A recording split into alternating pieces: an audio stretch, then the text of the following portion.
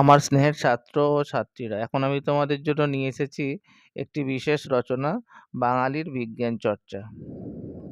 তোমাদের বলে রাখি, চ্যানেলে নতুন হয়ে থাকলে অবশ্যই চ্যানেলটিকে সাবস্ক্রাইব করে নিও। এই ধরনের অনেক ভিডিও তোমরা আমার চ্যানেলে পেয়ে যাবে। রচনা, পাঠ্যাংশ, পাঠ্যাংশের প্রশ্ন উত্তর, এমনকি সাজেশানও। তপের প্রভাবে বাঙালি সাধক জড়ের পেয়েছে সাড়া, আমাদের এই নবীন সাধনা সব সাধনার বাড়া। বিষম ধাতুর মিলন ঘটায়ে বাঙালি দিয়াছে বিয়া, মোদের নব্য রসায়ন শুধু গড় মিলে মিলাইয়া। এটি লিখেছেন সত্যেন্দ্রনাথ দত্ত।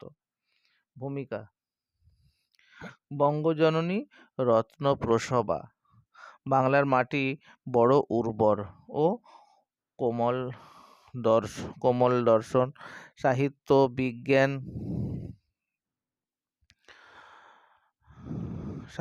বিজ্ঞান সর্বক্ষেত্রেই বাংলার মাটিতে সোনা ফলেছে। জাতীয় ইতিহাসে বাঙালি বৈজ্ঞানিকদের প্রতিভা ও সাধনার শ্রেষ্ঠত্ব সর্বজন স্বীকৃত।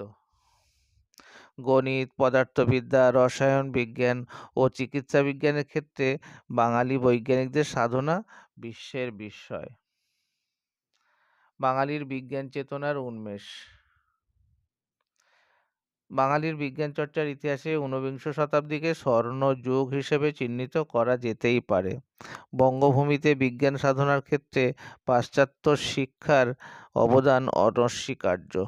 1853 খ্রিস্টাব্দে তৎকালীন ব্রিটিশ সরকার সর্বসাধারণের শিক্ষার সুযোগ করে দিয়েছিলেন বা উদ্যোগ নিয়েছিলেন। কালক্রমে বঙ্গে ইউরোপীয় শিক্ষা ব্যবস্থা প্রচলিত ছিল, আর এই ইউরোপীয় শিক্ষা ব্যবস্থার মধ্যে অন্যতম ছিল বিজ্ঞান শিক্ষাদান। 1784 খ্রিস্টাব্দে এশিয়াটিক সোসাইটি প্রতিষ্ঠিত হওয়ার পর যথার্থভাবে বাঙালির বিজ্ঞান সাধনার বা বিজ্ঞান চেতনার উন্মেষ ঘটে।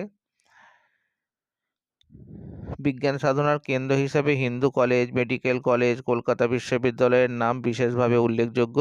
এই প্রতিষ্ঠানগুলির দ্বারাই উদ্বুদ্ধ হয়ে বাঙালি বৈজ্ঞানিকরা বিজ্ঞানের ক্ষেত্রে আন্তর্জাতিক স্তরে নিজেদের সুপ্রতিষ্ঠিত করতে সক্ষম হয়েছিলেন। এই প্রতিষ্ঠানের প্রসঙ্গে আরও দুটি প্রতিষ্ঠানের নাম বিশেষ উল্লেখযোগ্য। একটি হলো ইন্ডিয়ান স্ট্যাটিস্টিক্যাল ইনস্টিটিউট, যেটির প্রতিষ্ঠাতা হলেন পরিসংখ্যানবিদ প্রশান্তচন্দ্র মহলানবিশ, আর অপরটি হলো Indian association for the cultivation of science, যেটির প্রতিষ্ঠাতা ডক্টর মহেন্দ্রলাল সরকার। বিজ্ঞানের বিভিন্ন ক্ষেত্রে বাঙালিদের অবদান। বাঙালি হিসেবে আন্তর্জাতিক গবেষণার ক্ষেত্রে যাদের নাম চিরতরে স্বর্ণাক্ষরে লিখিত হয়ে আছে তাঁরা হলেন আচার্য জগদীশচন্দ্র বসু, আচার্য প্রফুল্লচন্দ্র রায়, মেঘনাদ সাহা, প্রশান্তচন্দ্র মহলানবিশ, সত্যেন্দ্রনাথ বসু প্রমুখ। বৈজ্ঞানিক গবেষণার ইতিহাসে আচার্য জগদীশচন্দ্র বসু নতুন দিগন্ত রচনা করেছিলেন। তাঁর উল্লেখযোগ্য বৈজ্ঞানিক কৃতিত্বগুলি হল বিদ্যুৎ চুম্বক তরঙ্গ সম্পর্কে গবেষণা, জৈব ও অজৈব পদার্থের উত্তেজনার ফলে বৈদ্যুতিক সাড়া বিষয়ক গবেষণা এবং উদ্ভিদ ও প্রাণীর পেশির মধ্যে তুলনামূলক শারীরবিদ্যা বিষয়ক গবেষণা। জগদীশচন্দ্রই বিনা তারে বার্তা প্রেরণের উপায় আবিষ্কার করেছিলেন, সেটা তোমরা সবাই জানো। তিনি এক মাইল ব্যবধানের মধ্যে বেতার বার্তা পাঠানোর পরীক্ষা নিরীক্ষায় সফল হয়েছিলেন।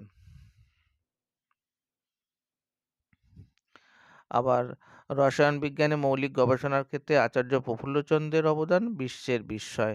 তাঁর অন্যতম শ্রেষ্ঠ কীর্তি বেঙ্গল কেমিক্যাল নামক শিক্ষা বা শিল্প প্রতিষ্ঠানের স্থাপনা।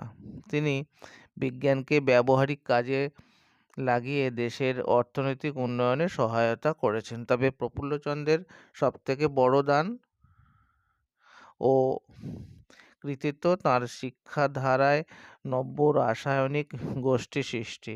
তাঁর ছাত্রদের মধ্যে নীলরতন ধর, প্রিয়রঞ্জন রায়, জ্ঞানচন্দ্র ঘোষ প্রমুখের নাম বিশেষ উল্লেখযোগ্য।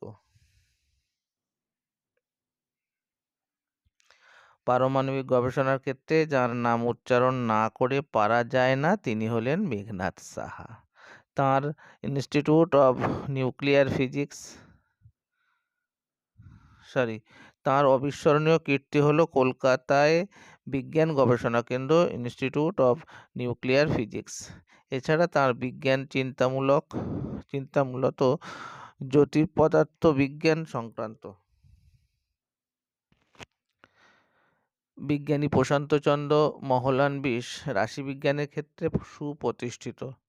রাশিবিজ্ঞান নিয়ে গবেষণা করতে করতে বিজ্ঞান গবেষণার নতুন দিগন্ত উন্মোচন করেন তিনি সারা জীবন সংখ্যায়ন তত্ত্বেই আত্মনিয়োগ করেছিলেন। পদ্মভূষণ, দেশিকোত্তম প্রভৃতি উপাধিতে ভূষিত সত্যেন্দ্রনাথ বসু পদার্থবিদ্যার অগ্রগতিতে এক যুগান্তর সূচিত করে বিশ্ববিজ্ঞানের মানচিত্রে পরাধীন ভারতকে এক সম্মানের আসনে অধিষ্ঠিত করেছেন।